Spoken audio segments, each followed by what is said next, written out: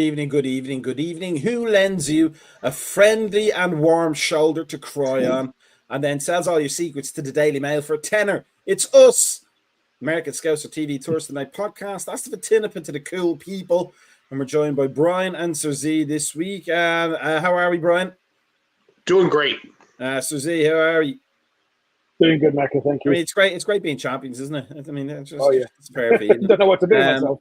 Alan says, greetings from a rather hot Houston, or Houston, if you're General Zod from Superman 2.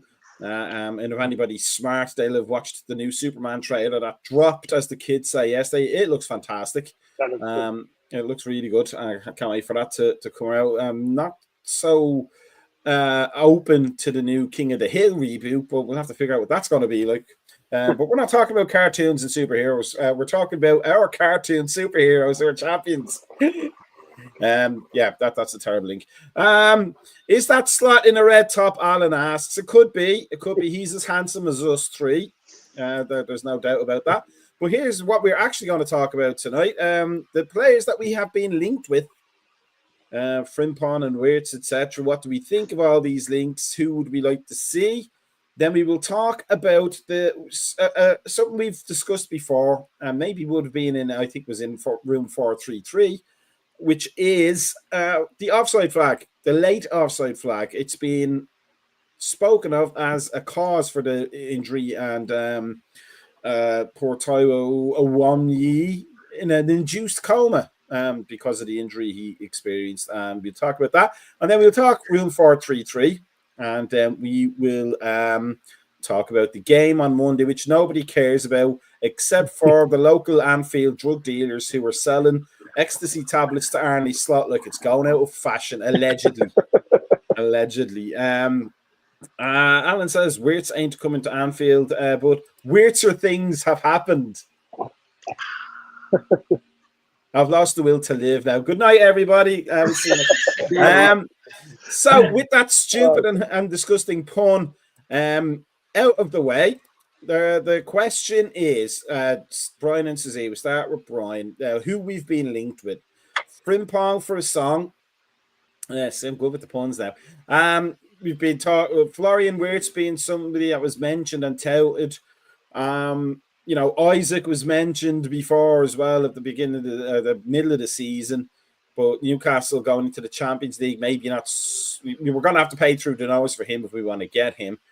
But my question to you, Brian, is what do you think of the players we are being linked with? Are we being linked with the right type of players? Kerkez was another one that was mentioned, and Jonathan David was one we mentioned here in the show. But now the rumors are that you think United are going in for him. But actually, I heard Italy too. Yeah, they're in for everybody that they're not going to get, and so they can for their relegation battle next year. But my question, Brian, is what do you think of the quality of the players that we've been linked with? Is it just journalist talk, or are we being realistically linked? Do you think the players that will fill the positions we need? Right back is the obvious one. But Arnie Slot has already sang Conor Bradley's praises, and our only doubts as Liverpool fans for him is his injury record, I think. So are you happy with who we've been linked with and the positions we have been linked to fill? Yes, but there are some things that there. I guess the center back is the position is the one right there I haven't really seen anybody really hardcore linked to. I mean, I know that Højlund right there basically is gone for the most part right there after the news that broke today that Real Madrid has already agreed in principle everything with him. So yeah, I mean, well, I think Isaac is unrealistic. I think that some of these things right there are just journalist talk right there. Probably agent talks also right there to go in there to get better deals. So because we've seen this before right there where agents will go in there and tout their players, move them and say, hey, this club's interested in you right there and they're willing to pay this to get their player a pay raise and also to get themselves a pay raise. You know how that works. But yeah, I mean, I'm happy with that. I mean, and these are positions that we need to fill in these, and some of the people we have.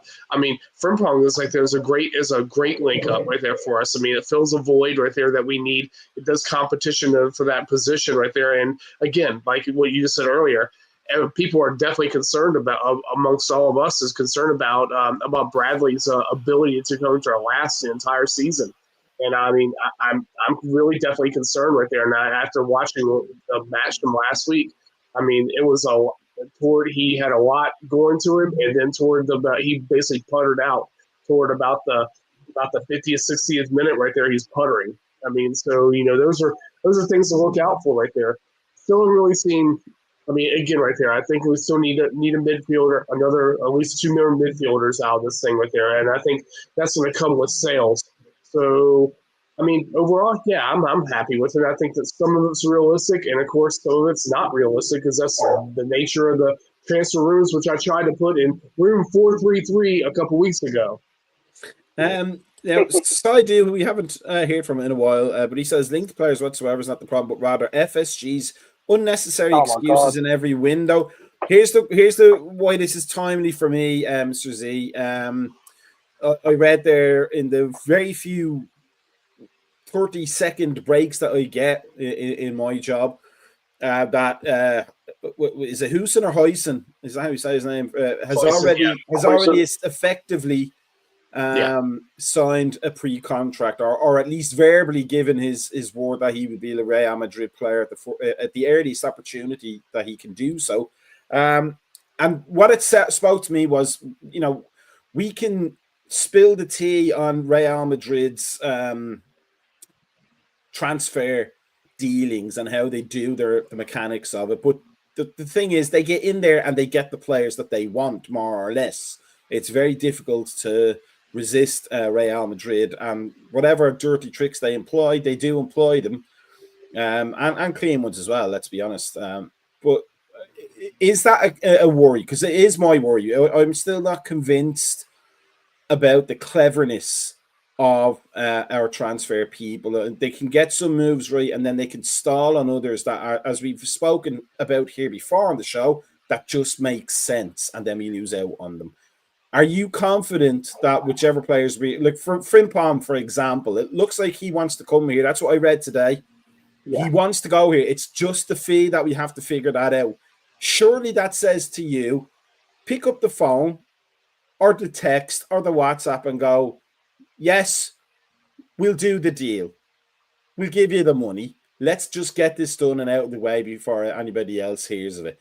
That would be the smart thing to do before we dilly-dally and then lose yet another player. What do you think, Susie?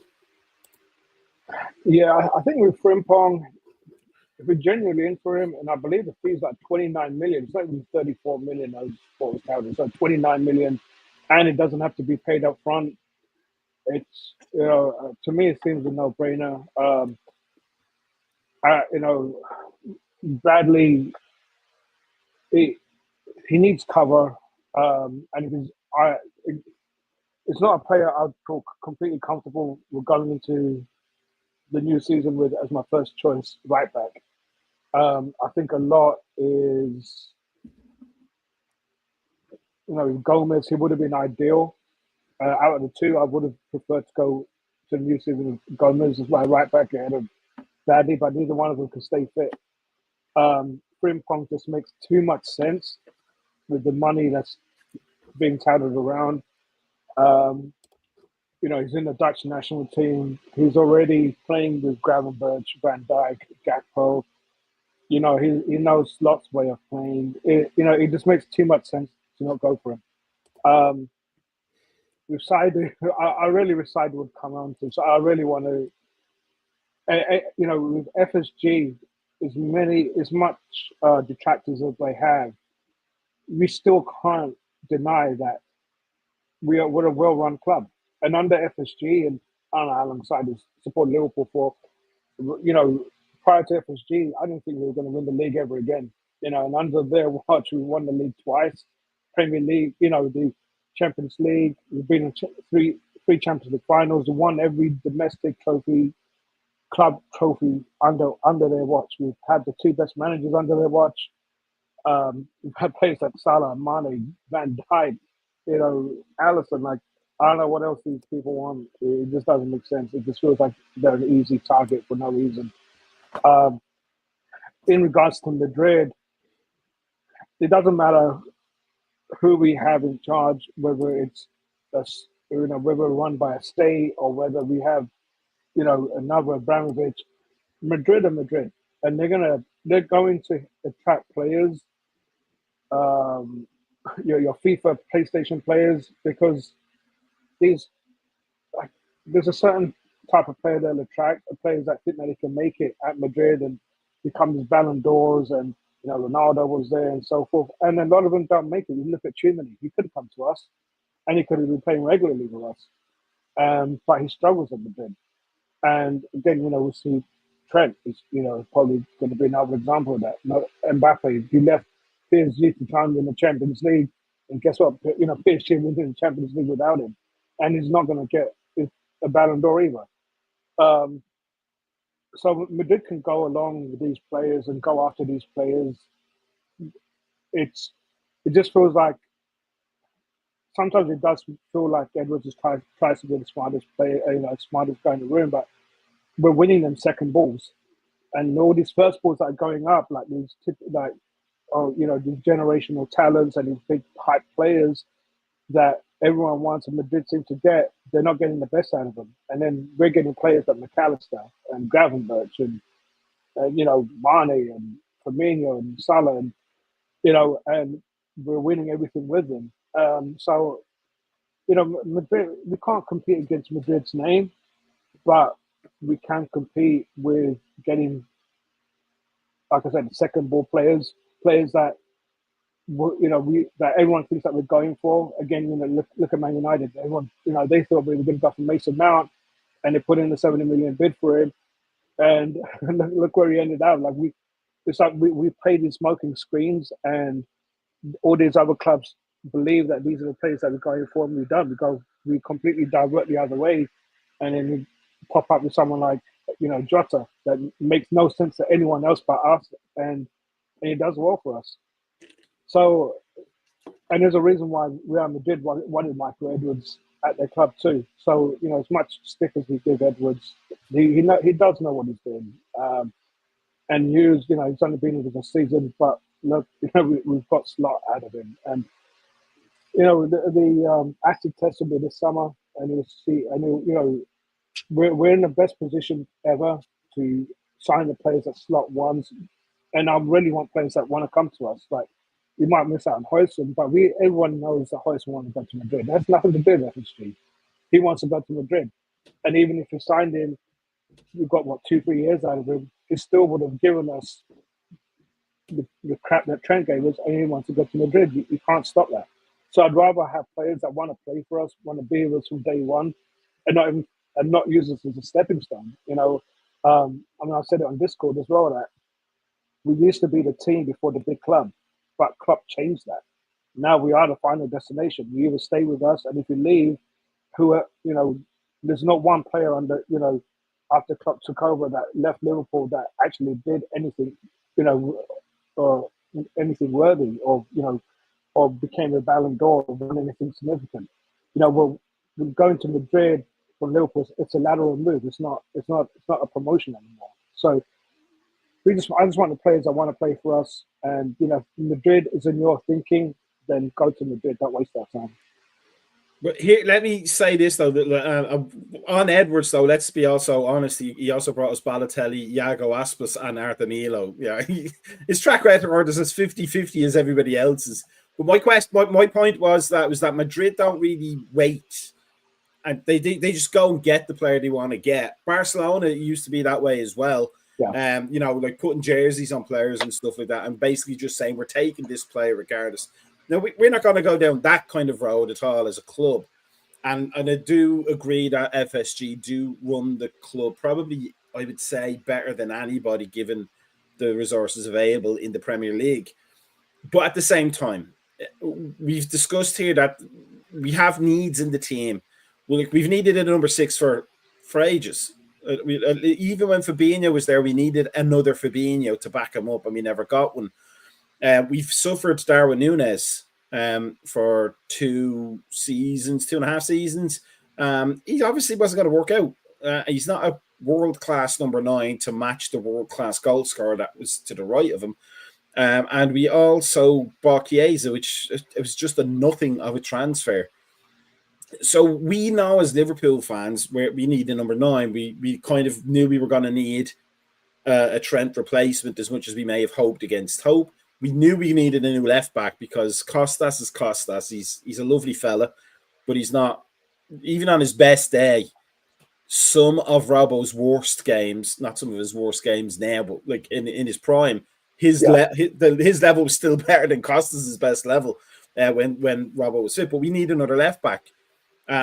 We probably need one more creative midfielder maybe to work in there if Harvey Elliott is, as we seem to think every week, not in Slot's long-term plans. Although I'm so happy that he said he wants to fight for his place there, because there is a player in there break person to get out. But that's what I'm saying. Like, are you confident that if that the transfer market are going to identify with Slot? Because if Slot doesn't have any input in this, we're in trouble. And the Chiesa transfer suggests he may not have as much as we would like him to.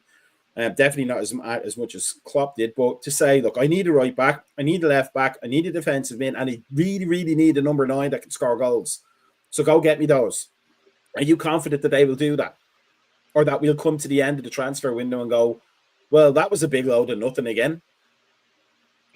No, I'm confident we'll get at least 2 or 3 of them positions.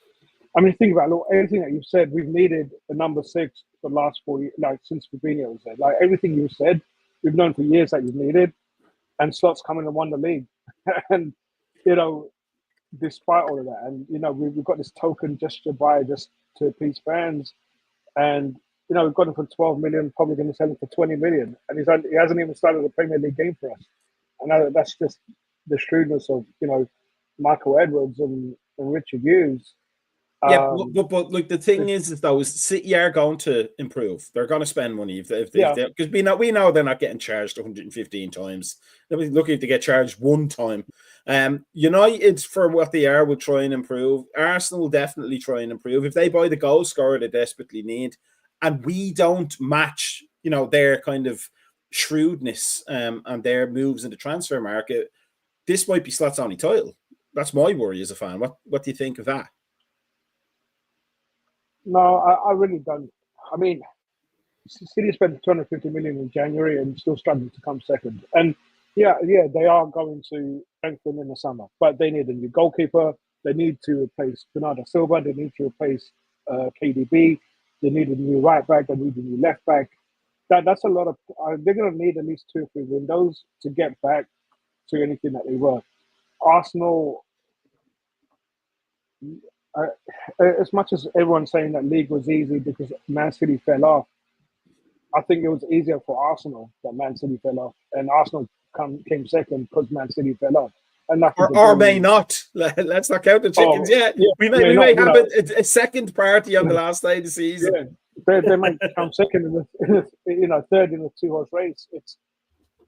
I mean, and again, we're shopping in the same market as Arsenal in terms of the players that we need. Yeah, they've got Zubimendi. I really think if we wanted Zubimendi, we would have got him.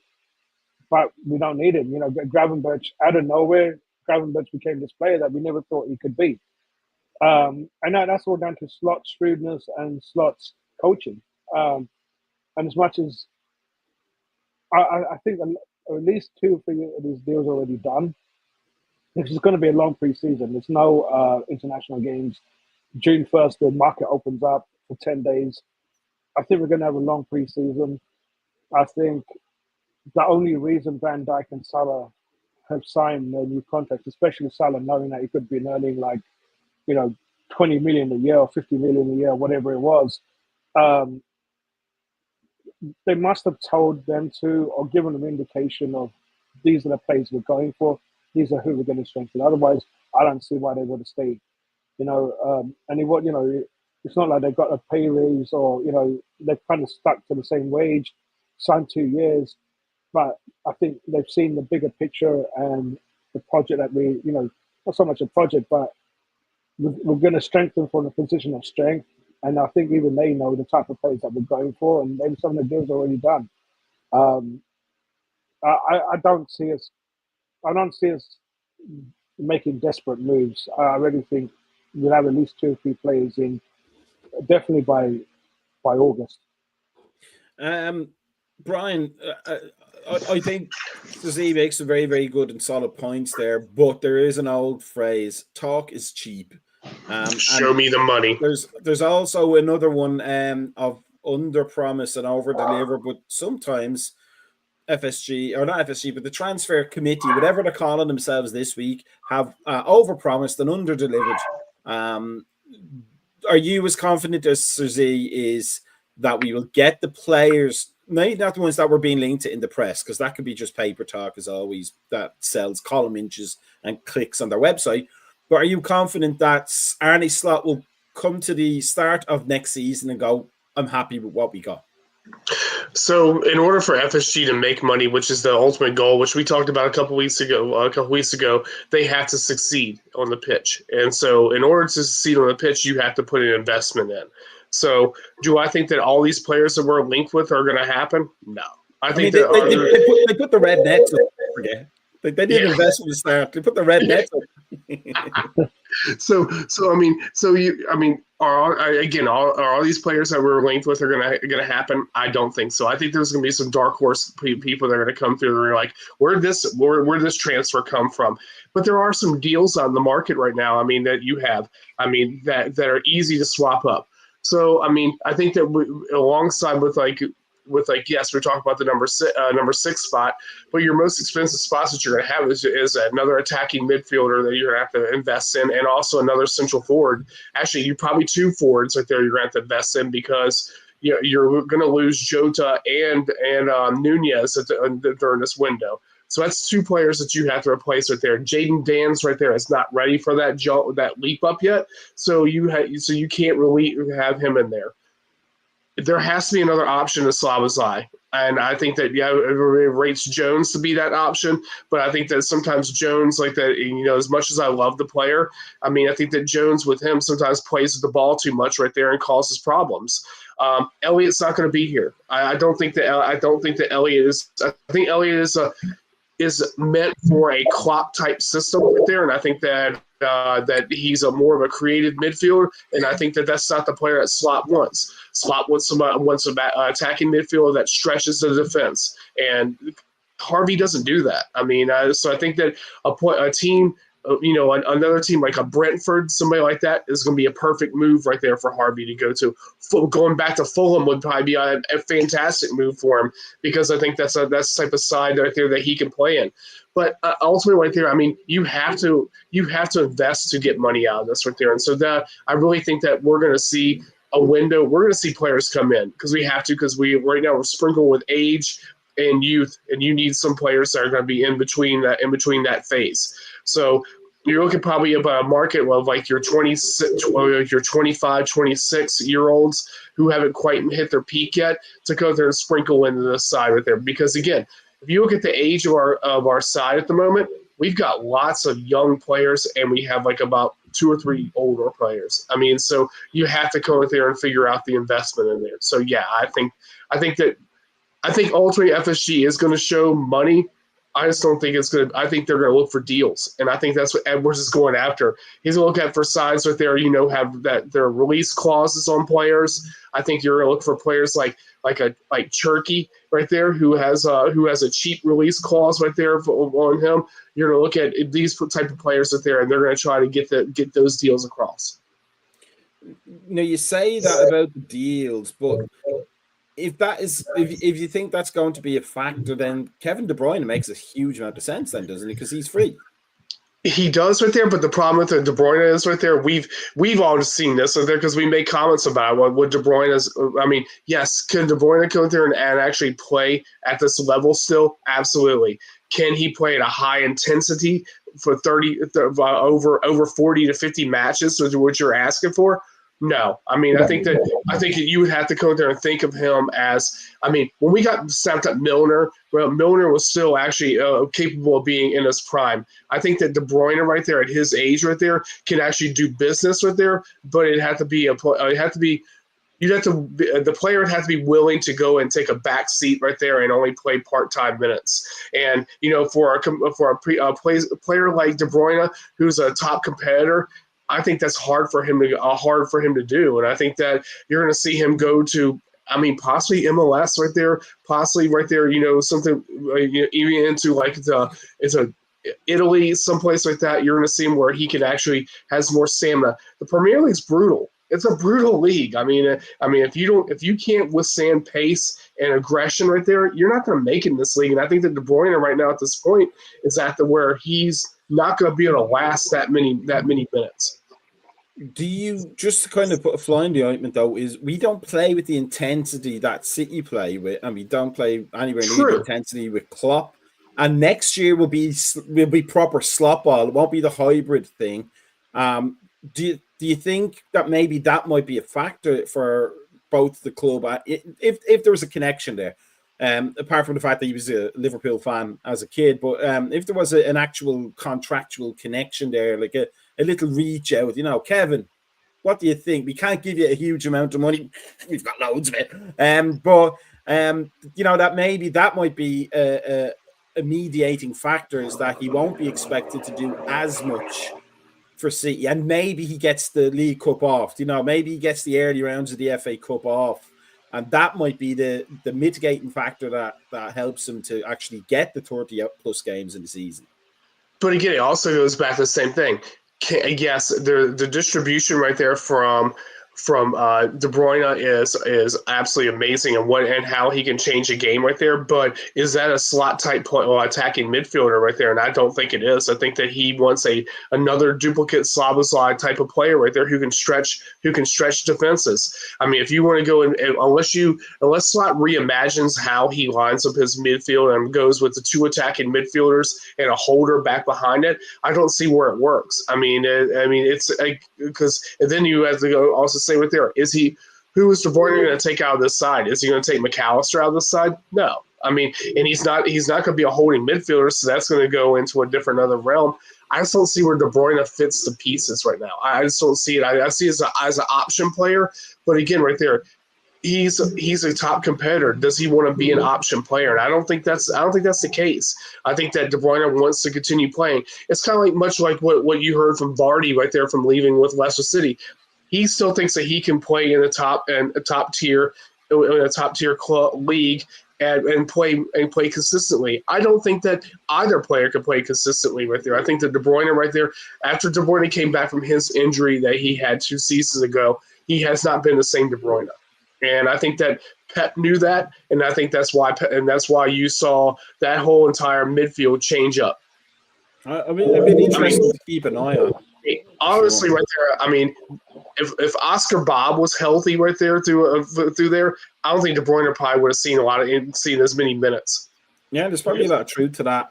But having said that, I certainly won't cry into my cornflakes if we wake up one morning and the BBC football page has Kevin De Bruyne signs for Liverpool. I don't think any Liverpool fan will be upset about that. No. But as you said, there's probably younger versions of Kevin De Bruyne out there, Susie, is there? And that maybe that's where they're looking. It could be, but I mean, KDB's still not a bad shout. You can't say he's a highly competitive player and then put it in the same sentence as Mike Hunter MLS. But it's because I could probably still play in the MLS. Yeah, I mean, out of the 2, they only have to pay me potatoes as well. It'd be great. Exactly. I mean, between MLS and Saudi, which he has an option to go, I'd rather go Saudi and just get paid millions. They're both shit leagues. With KDB, I'm on the KDB bandwagon for sure, but not as a first team starter like every single game. You'll manage his games. I think what we're seeing with KDB and Pep is similar to what we saw with Salah and Klopp last season. The words get stale. The relationship got stale, and it got bitter. So I think KDB still got a season or 2. Just like Salah and Virgil have. So it's you're not paying a fee. Yeah, you're going to maybe pay a bit like high wages, but nothing close to. I don't think anywhere near what we're paying Virgil or Salah. Proven winner, leader on that. To have another leader, and you can't have enough leaders for sure. And we got to make up the assists that we're losing with Trent. You know, so for me, it's no brainer. You know, if he's available and so, you know, if we can make a deal happen, I'll go all day for KDB. Um, as Brian was saying, you know, Elliot just doesn't fit Slot's system, unfortunately. You know, I think a move to Brentford or Bournemouth will be ideal for him. But yeah, it'll be interesting because, you know, any midfielder that we buy, and we're going to try and have him as the first teamer. Where does that put? Where does that put Curtis Jones? You know, because Curtis Jones, he wants to be a first team player. So again, you know, I don't think Jones thought for 1 minute he's going to fall in a pecking order behind Gravenberch. I don't see Gravenberch being dropped. McAllister definitely won't be dropped. So now you're trying to fit in 4 players into one spot, you know, between Jones, Szoboszlai, and maybe 1 or 2 midfielders that we might buy, you know, with, you know, obviously Bahasic coming back as well.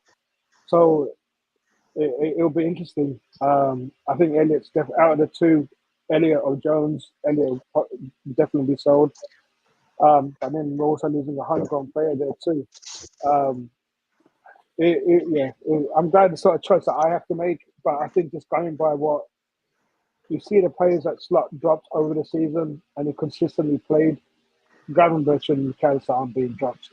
So, you know, we just, now you just really got to find that player that suits what you use. And then there might come a point where Jones will make his own decision, knowing that he's not going to be a first team regular, because he really hasn't pushed Szoboszlai enough to take his position. Now, if we get another world class midfielder, where does that leave Jones?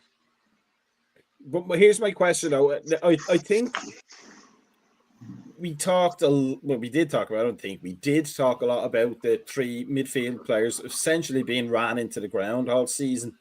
Gravenberch especially, but you know, there might be a debate on whether that was because that's what Slot likes to do, like Klopp, he likes to keep certain units together as much as he can, or because he didn't think he had any options.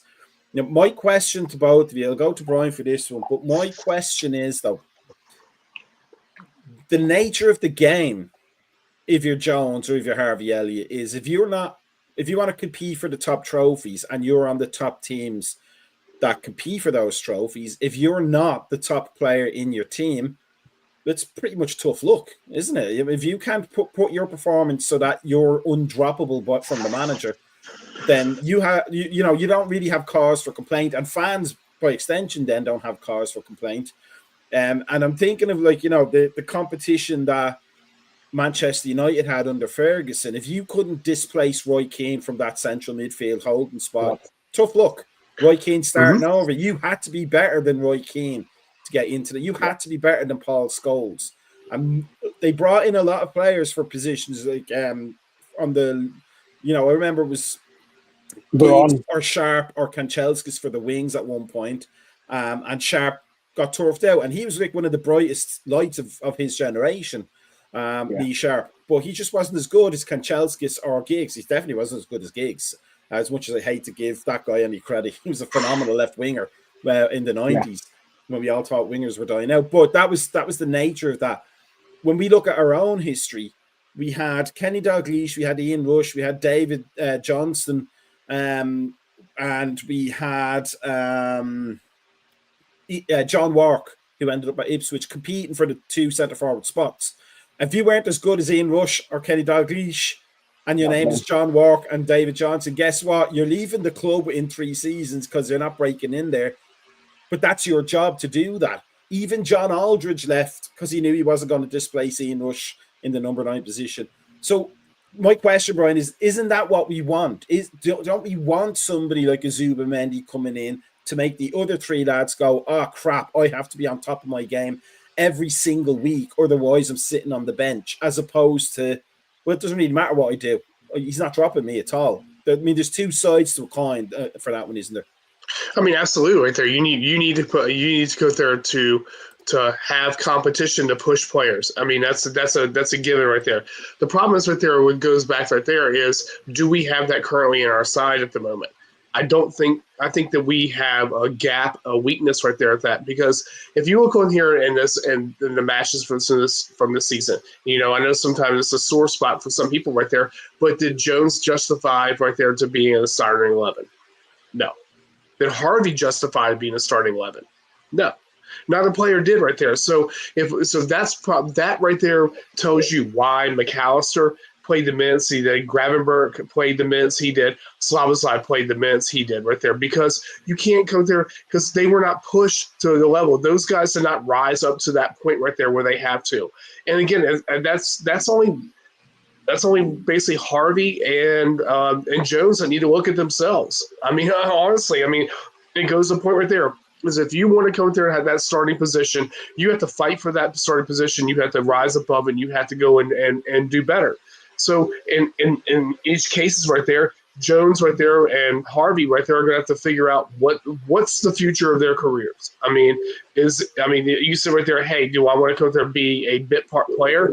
Do I want to come there and still go there, get the minutes right there, but not get the minutes that you would want as a professional right there? And I don't think that either player is going to get those minutes that they want as being a professional, even though we like those players. We like what they do when they come on the pitch. Sometimes they're effective, sometimes they're not right there, but we all say, hey, bring Harvey on. I don't know how many times I heard Discord, hey, we need Harvey on the pitch, or we need Jones on the pitch and all that. But the ultimate truth right there is that they did not push those three people in that midfield right there to go and take that role.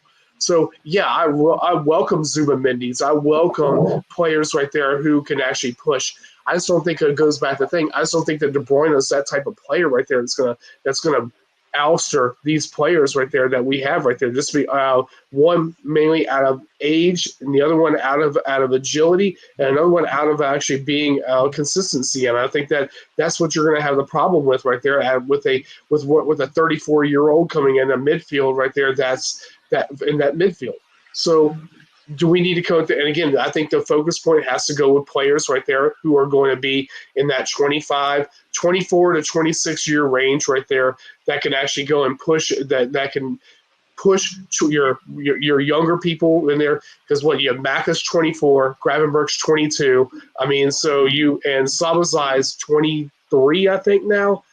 So if you have these players right there who could actually push them to that level right there, you don't know what kind of potential. The potential is boundless right there with them. So yeah. So again, you absolutely have to find players, but it doesn't not mean that you can't go and look for deals. And that's the thing we have, because there's so many players out there right there who get so much limelight right there off of and saying, hey, this player is this fantastic right there. But other than that right there, there's another player right behind them right there who has the same exact potential and that doesn't get the same light. And if you put them in the right position, then that player right there will excel. And I think that's what FSG has to look for.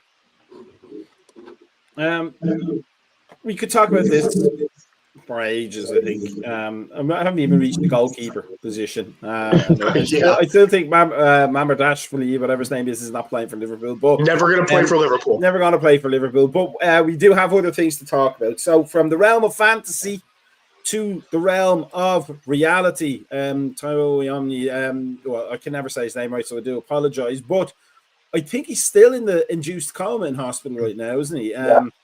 For a stomach injury of all things, not even a head injury, a stomach injury caused by a collision with the post from a run he made, which was going to get called back, in hindsight, but wasn't, because the flag. Now, Alan gives us a nice update. Apparently, he's not. I hope that's true. I hope he's out of the coma and everything. But nevertheless, a serious repercussion to something we've complained about here before. Boys, Suzy, what do you think? I think it was a real 4-3-3 thing. Get rid of the late offside flag. It just doesn't make sense. It's in there for me. Yeah, it doesn't make any sense to. We talked about this, not just in room 4-3-3, but in post matches and in other Thursday podcasts, that it was going to cause an injury at some point. And who would have guessed? Because when I would say that, I would think of like a leg injury, like an ACL or something like that. Not an injury so bad you had to go into an induced coma to help your body recover from it. it has to get looked at, doesn't it? It's just a silly. If a player is obviously offside, it should be just alerted to be offside. Yeah. If it's marginal, like really marginal, and the supposed when they say semi-automated, it didn't mean they think it only worked half the time. Like they forget to flip the switch on it. But if it's close enough that it's doubtful, you just let the play run, because you want to see whether it goes ahead or not. But if I remember from what I read, because I still haven't fully seen it yet, but he was like it wasn't offside. It was clearly offside, and the defender ran with it as well. And and everyone and mothers could see what was going to happen. It was going to take an injury for this to be highlighted, whether it was a hamstring injury with the defender pulling up, or it was something happened. I think a few weeks ago, one of our players, and I think was it Kwanzaa, ran into the post, almost hit his head against the post. I understand marginal, but he was clearly offside, and really can't even blame the assistant ref on this, because they're following the rules that have been laid out to them, and and that's what they're doing. The rules just need to be changed. It needs, if it's a blatant offside, just put your flag up. That's it. There's no need for it to carry on and then have something like this, and unfortunately take something like this for people to wake up and think, oh shit, yeah, we need to change something. Marginal, and that's why we have the technology, and everyone else is using it but us. We have the technology there to stop that from happening. But again, it all comes down to the rule books and how you interpret the rule books. And I think we said it before, it's the most simplest game in the world to play. And everyone's just looking at ways to make it more complicated than what it should be. Brian, my thing, like we said, like a year ago, 2 years ago, that the overhead camera seems almost like the best thing to do, because you can literally see above where the offside line is. But we've also complained about the incompetence of the referees in the Premier League this season. Do you think this was a function of the system, or do you think that this was writ large in big neon letters? These people are not trained well enough for the thing, and the rules don't help them. So we need to have a major rethink, because we're not letting the people who do their job properly, or we're Howard webbing it and just fast tracking people who shouldn't be at that level. I think it's a combination of a couple of different things. One, I think it's a fear of getting your name put out in the press, in the English press, right there, for making a bad call. Because, I think we've seen that right there, too, right there, especially with and then also the other thing right there is the over-reliance on VAR right there, is because you're waiting for VAR to come in there to make that call a lot of times. So, yeah, I think, and again, it goes back to some incompetence, too, right there. So, it's a combination of a bunch of different things. But I think the problem with it is right there is, why did this start happening? Because I never remembered seeing this crap a couple seasons ago right there until we got, I'd say probably last year, a year before, when we started getting this inadvertent offside that started coming up. We never saw that before right there, and we didn't have these type of injuries or these type of plays happen. Because there's been some pretty brutal tackles that have happened in the same process also that could have been completely avoided right there. And you had injuries that do.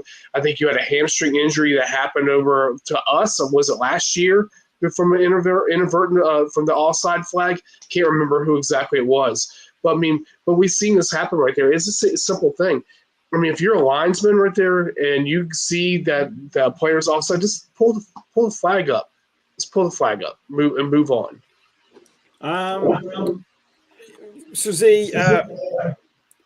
We kind of have the luxury right now of looking at another team's player and have it happen to them, and we're kind of separated from it by that.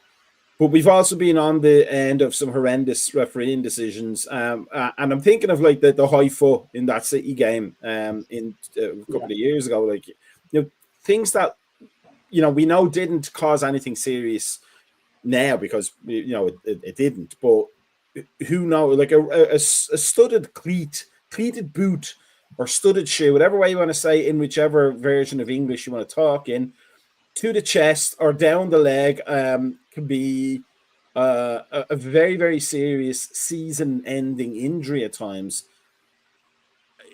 Are fans vocal enough, do you think, about this issue? Because I don't know, from looking on other teams' forums and looking on other teams' YouTube channels, for they exist.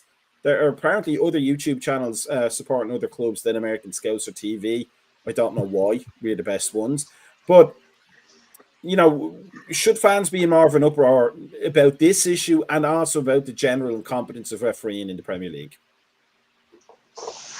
Fans have been in uproar. And then, you know, you look at a foul on Macka by Tarkowski in the derby, and, you know, he could have broke his leg. And he got called for whatever, but it wasn't a straight red. It was given a yellow, you know. And the inconsistency in refereeing is just so poor. And we have the best sporting product in the whole world, but we have idiots as referees, and they're just incompetent. And it feels like that old adage of, you know, the old boys clubs with the managers. You know, if your team's fighting relegation, let's dip into the English old boys club and get Allardyce out there, or get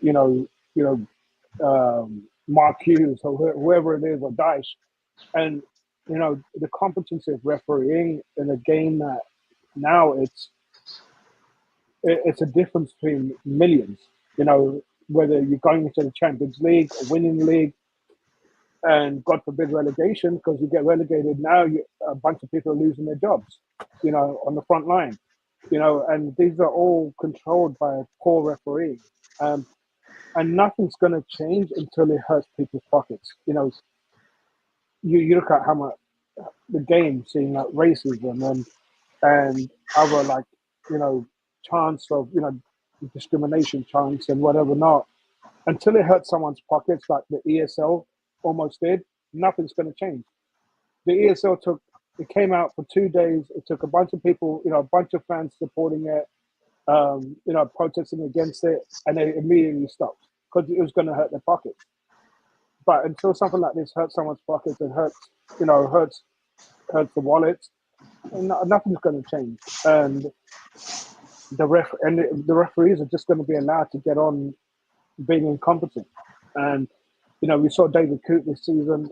There's no way he was the first referee that had a bias against a team, and he definitely won't be the last. You know, he was just stupid enough to get caught, because God knows if he didn't get caught, God knows how many of our games he was going to referee, and we probably wouldn't have won the league, you know, because he had an agenda against us. So, yeah, referees are definitely not infallible, and we saw that in Serie A. And there's no way the Italian league is the only league where it has corrupt referees. They're in our league as well. They just haven't been caught. And so, yeah, there have to be more measures to, one, test intelligence of these referees, because there shouldn't be so much inconsistency. Yeah, it really shouldn't. Like I say, it's just a simple game. Everyone's just trying to overcomplicate it. And there's certain things that shouldn't be left to translation. It's black or white, foul, black or white, offside. You know, the game has got so much money in it, you can't let idiots be in control of this where they're going to control other people's futures. The only unfortunate thing about it is that, you know, we know that the people in charge of the game want more money than anything else. And controversy makes money, because we're all talking about it. And that's the unfortunate thing. Unfortunate, yeah. Alan now says, can you imagine Timuchin refereeing a Man United game? I'm still trying to figure out how to imagine Timuchin refereeing an under-8s game. I think he knows poor under-8s, but I'm sure he's I'm almost positive he's an excellent referee. But let's, you know, because we want to ditch bad refereeing. We did ditch bad refereeing. It was one of Brian's successes, if I remember correctly, in Room 433. Which is coming up now, Room 433. It's for anybody who hasn't seen it before. The two lads get to pick a topic or an issue that they want to consign to Room 433, like Room 101 in 1984 or BBC Two in the 1990s. And forever banned from existence. But if they fail, they have to keep it forever and ever and ever. There's usually 4 of us for this. We can do votes, but there isn't. So I'm the adjudicator today, and we get the other person's input. But here is what we're going to talk about today. Of all the players we are linked to, you lads have to figure out one that you do not want to see at Liverpool. A transfer rumor you want to consign to room 433, but you have to convince us why that is the case. Now, to help things a little bit, because I couldn't remember my own name, but I also couldn't remember which players we've been connected to. So here is a list. Let me see if we can do this. There we go. Courtesy of Football Whispers, we're giving your website a bit of a plug tonight. So if you watched the Generation game, if you were in Britain at all, you got to start memorizing these now. But here's some of the names we're linked with: Anthony Gordon, Isak. I should probably do that a little bit slower, mostly for Brian because he's the oldest one. Brian Mbumo, Anthony. I'll only be 51 next week. I'm only 51 next week. They're still older than me. Dean Heiss, that we can put that one out of the picture now. Jamie Gittins, but like Ollie Watkins, like these are players that I wouldn't mind at Liverpool at all. Mason Greenwood, I think I'm not going to let you pick Mason Greenwood. That's too obvious. There's Frimpong, Kevin De Bruyne, Mohamed Kudus, because he's all over Mohamed Kudus. But that is the choices. So of not just those names, any ones that haven't been selected. And we'll start with User simply because of the Discord discussion earlier on with Cozzy. There was a very passionate one about a certain player. But is there a player that we have been linked with in the press, even if it's not one that's on that list that we haven't heard of, that you just don't want that Liverpool? You want that transfer rumor to die, because if you bring it out into the universe, as sure as eggs is eggs, the universe will bring that player to Liverpool Football Club and make your life misery. Like Joe Cole for me, way back in 2010. Yeah, Christopher and Cuckoo. ESPN have got him linked with us. There's no way in the world I want him anywhere near our club, not even on the subs bench. I'd rather keep Nunes than take him Cuckoo. He's too expensive, injury prone. He's had a really, really poor season with Chelsea. He won't fit into our system. Absolutely no. Do not want Christopher and Cuckoo anywhere near our club. Do you not think, though, that the fact that he's injury prone makes him exactly the kind of player that FSG are going to try and get on the cheap? And that's why I'll put him in fourth. But I don't personally want him. And no, and he doesn't even, he's not in our like range between 30 to 40 million. So it won't happen, hopefully. But then we did spend 65 or 75 million on Darwin Nunes. But no, definitely not. And Cuckoo, ESPN should just like be taken over by some other company. This way we can put it out there. Hassan says he doesn't want Mason Greenwood. He's out of the equation already. He's out of the equation. He's El Hadji Diouf Part 2. Just thankfully for our club. But Anthony Gordon's a controversial one, boys, because he's a bloody good player. And Saidu says that Nkunku is good, but injury prone. No. Yeah, but he's not defensive mid. He's no holding midfielder. Brian, what do you think of that? Nkunku, is that a yes or a no for you? Is there an upside to him at all, or is it all downside? He can go right to room 433 because he's trash. I'm with Sir Z on that one right there. I mean, if you can't go there and win the starting position with what you have at Chelsea at the moment, right there, you got problems right there. Because what their starting forward they have right now is probably pretty rough. So who's the starting forward right now? Is it Jackson? Christopher Jackson. Yes. Yes. Was he not the hot young thing at the start of the season for a little bit when Chelsea were having their little period of? Yeah, 3 good games. They might win the title. No, he's a setup player. I mean, he's 3 good games. He's good with setting up right there, and he set Cole Palmer up plenty of times right there. But as far he's like having another Darwin Nunez right there, and then we don't need either one of those players. So I think that seems to be unanimous, really. So well done, Nkunku's going into room 433. He can join Darwin Nunez. They can have a chat about how to be a bad number 9. But Brian, what is your selection? I'm going for something controversial. Isaac. I don't think that Isaac right there fits this role in this club at all. I think that one, I don't go with his fitness record. I think his fitness record in the long run right there has been problematic through his young career that he's had. I don't think that he fits in with Mo. I don't think he'd fit in with it with actually going back and playing and setting up play with this system. So I am also right there. The price for him is so astronomical right now. I mean, that Football Whispers right there doesn't touch what Newcastle's asking. 150 mil? Nah, nope. He's not worth 150 mil. So that's Isaac for me. He's got to go. Now let me put the fly in the ointment again. Why is he not worth 150 mil with the goals he scores? Because that's where the money is in the goal scoring, and he's bloody good at it, isn't he? He's good, but again, does he fit our system? Is it? And also, first of all, to go back there, is FSG going to spend 150 mil on a player? It's not happening. It's not happening, Captain. I mean, we're not going at that point right there. So again, yeah, goal score right there through there, but I've also seen matches where he's gone quiet.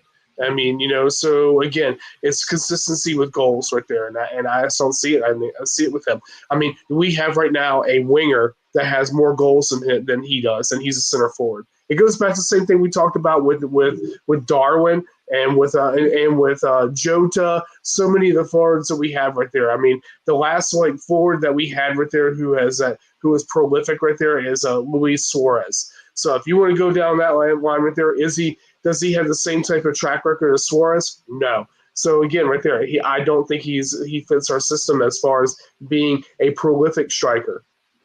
Let me ask you a question now, and so you can chip in on this as well, because you mentioned it a few times. Do we know what Arne Slot's system is? Because we haven't seen it at Liverpool, and I don't know if anybody's done any in-depth investigation into Feyenoord to find out what they're like. Did they have a number 9 striker? 4-2-1-3. No, but that's not a system. That's only a formation. The system is like what do True, they? yeah. What do they do with the ball? What is the role of each player? So, like for example, like what you say about Nkunku, they're like he would. I hate to harken back to this, but he would fit in with what Ken Dalglish wanted Andy Carroll to do, which would be hold up the ball for the other players to come in and score the goals. Unfortunately, Andy Carroll liked to spend as much time down with Lucas Leiva down at the defensive midfield spot as he did up front at the number 9. But that's what my question is: do we know enough as Liverpool fans about what Arne Slot? Who the hell's Arnold Slot? He's Arne Slot's. What is his whole system? What is the whole philosophy of Arne Slot that we know enough about to know what kind of number 9 he wants? We know it's not Nunez because he won't play him. We know it's not Chiesa because he won't play him. And we know maybe Jota is it, but Jota just can't stay fit. So, Z, what do we know about Arne Slot's system and philosophy that would give us an indication of what kind of number 9 he wants up there? Well, I know when he was asked a few weeks ago, he wants a number 9 to do his day job, which is to score goals. And Nkunku doesn't fit the bill, obviously. Pressing and scoring goals, like hard work and scoring goals, which Nkunku is none of them. Darwin Nunez, he had potential to be that, but he's shown that he doesn't want to work. Going back to Isaac, I was going to borderline say Isaac as well, but then I thought Gally would jump on or Kazi would jump on and absolutely give a shit for it. That's all right. I'm used to Gally getting after me about Newcastle, so I'm all right. It's 150 million is not worth that. No, there's no player in the Premier League, even Salah, that's worth 150 million. Well, maybe Salah, but no one else. he's injury prone, and with his injuries, a lot of these injuries are muscle injuries. So we're not talking about a broken leg. These muscle injuries, especially groin injuries, um, hamstring injuries, they're hard to keep at bay. They will always creep up on you. Again, to spend 150 million on a player like that, all you're doing is buying a glorified, Jota. So just for the pure financial aspects of it, I wouldn't take him. His wages are going to be high demand. He's probably getting a lot of wages. Arsenal are probably in that same market, and Arsenal will probably try and move hell and high water to get him, which would be great because if they spend 150 million on him, it just frees up other players for us that we're not going to spend so much money on. Isaac can go in room 4-3 just purely based on the financial reasons and his injury prone. While you were talking there, because Isaac's goals is not to be sniffed at. You definitely can put the ball in the back of the net. Oh yeah. But just looking, 14 injuries in 7 years, muscle injuries. Yes. And most of them are groin, thigh, and hamstring. That is a massive risk for 150 million, isn't Absolutely. it? Yeah, Yep. I think I'm on board with both of you. Number one, he's going in room 4-3-3. Well done, Brian. But number two, I hope Arsenal buy him. That's going to be a big money pit worthy of Tom Hanks and Shelley Long. He'll be there if they buy him. But having said that, when he is fit, that's what we need, isn't it? We need the other Isaac, who is fit and isn't him and doesn't have the injury history. Somebody who does what he does, like maybe essentially what Jota did when we first got him. You could put the ball in the net, it'd be good. I hope that good shout was for the money pit reference there, Alan, because I'm showing my age with that one. But yeah, I think that's a good one. So Isaac goes in as well. Well done there. Brian, you lads did well tonight. You did well tonight. So there's two big games this weekend coming up that I can think of. The FA Cup final is one, but I think the Friday lads will probably talk about that more than we would. But just off the top of your head, it's Crystal Palace and Manchester City, lads. What do you think? Who's going to win it? I think Palace. I think it has a feel. It has a feel of that, doesn't it? It has a Wimbledon, Liverpool 88 feel to it. It has an upset feel. Yeah. It just feels like the Crystal Palace manager might just have Pep's number on this one. But even on top of that, like they seem so very solidified in what that manager wants from them, whereas you don't know what you're going to get from week to week this season at all. It's been a huge part of the problem. So I think you're right. I think it'll be a Leicester against Chelsea, wasn't it? I was City when they went under Brendan Rodgers. They had their idea. They knew what they wanted to do and they made it work. Unfortunately, it wasn't a Tielemans scored that belter. Laziest player I've ever seen in midfield, apart from me. Brian, what do you think? Who's going to win that one? I think the problem with there is Man City's defense. I mean, right there. I mean, they can't hold leads. And that's a lot of problems they have. And I think that Crystal Palace as a unit plays very strong and they're very well. I mean, it's a very well organized side, and it's a cup. It's a cup final. Anything happens in cup finals, it's all in. So I think that in that aspect right there, one, I think the pressure right there was on Pep to win some type of silverware, because this will probably be their first silverware-less season if they don't go through that in years. I mean, you think about right there. So I think it'd be crushing for Pep, and anything that crushes Pep, I'm all right with. So I'm definitely pulling for Palace. So you're definitely a crushed Pepper. But yeah, no, I think it's a bit of an upset feel to it. Entirely. And talking about not being able to hold leads, neither could Brian Clough. They're all coming out tonight, lads. Ask your dad about that one if you don't know who that was, or ask your dad about that. Now, having said that, it's not the most important game in the world by any stretch of the imagination, as we can see by the pictures of the preparation. It's Brighton and Hove Albion on Monday against Liverpool Football Club, and nobody cares. Not least of all the Liverpool players. And Arnie Slot, who's off getting off his head on Ease and Whiz, if he's a pulp fan, maybe, I don't know. Yeah, that was a good reference there, Brian, wasn't it? There was some pulp into it. That was a pulp reference. I slum it with the common people. I went to the disco in 2000. Help the aged. Now that's all. I'm done now. Hey, let's stop there. I'm getting out where the guns go. But listen, we don't care about this result. I don't even think the points total counts anymore by the looks of the preparation this week. But at the same time, that kind of, that's one of those famous only in English football or Scottish football stories that you get where the manager takes the lads out to go on a 12-hour boozy bender the night before the biggest game of the season, and then they win 5-0 because they're hungover and they don't care. It could go either way. I don't think Brighton even have they anything to play for at this point. I think they still have Europe to play for, don't they? It'd be the conference, wouldn't it? The conference places. Conference, yeah. Which I'll take. I think they'll cover that. We'll take it. Yeah, but they're in ninth right now. They're in ninth. They're probably already in those places. I mean, so they still have a chance right there through there. I mean, they can jump Brentford. They can jump Brentford if they go through there. I mean, so it's really nothing really major. I mean, like, what do you think, Brian? Is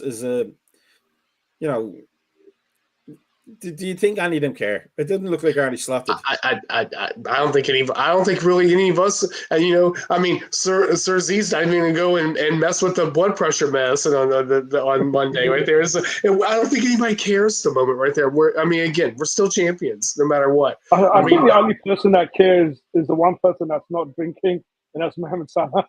he wants his goals.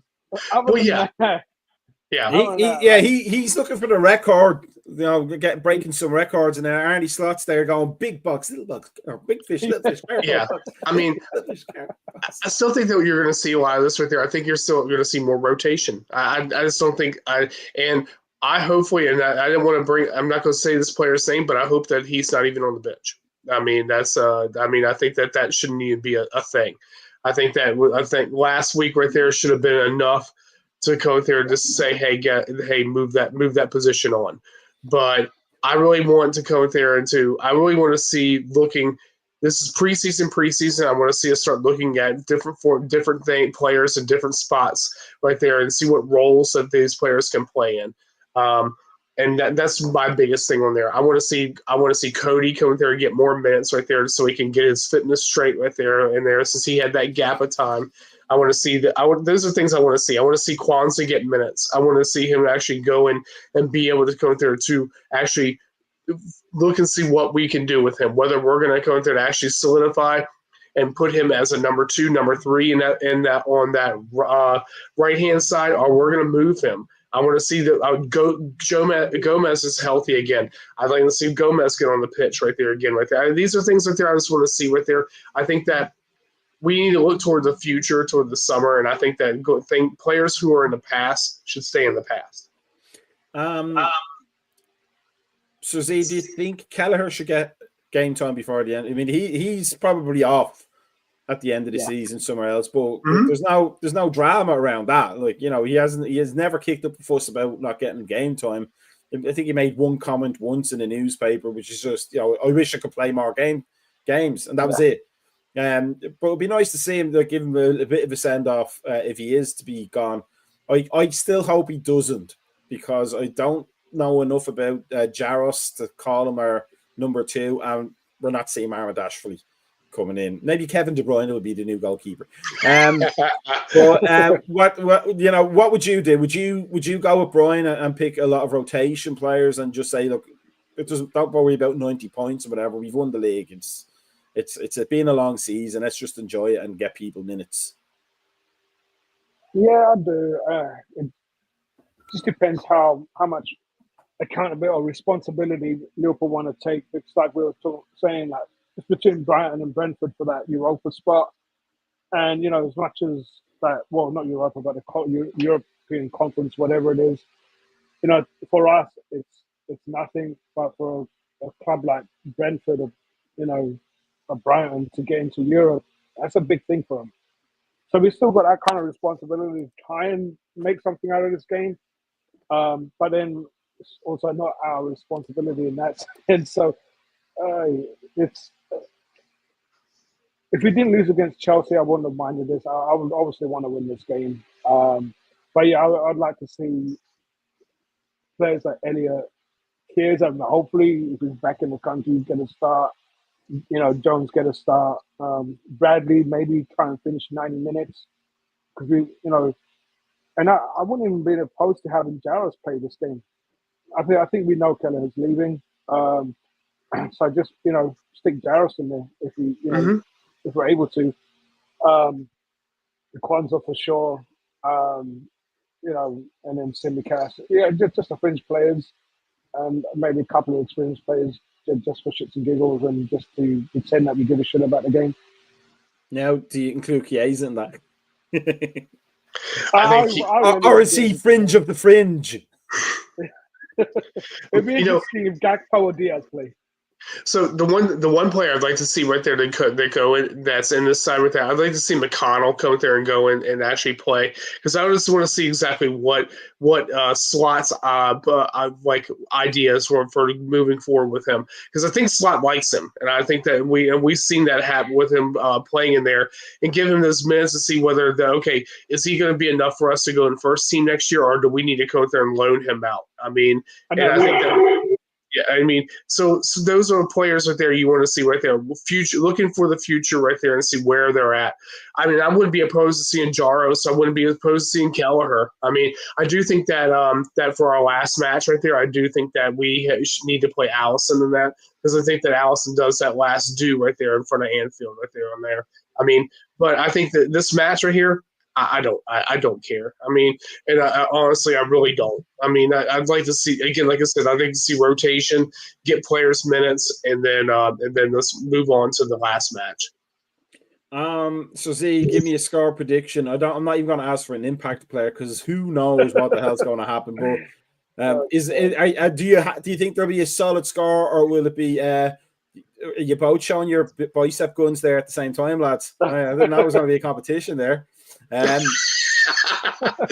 I was going to say, but is it going to be a solid scoreline, or is it just going to be what the hell versus who cares?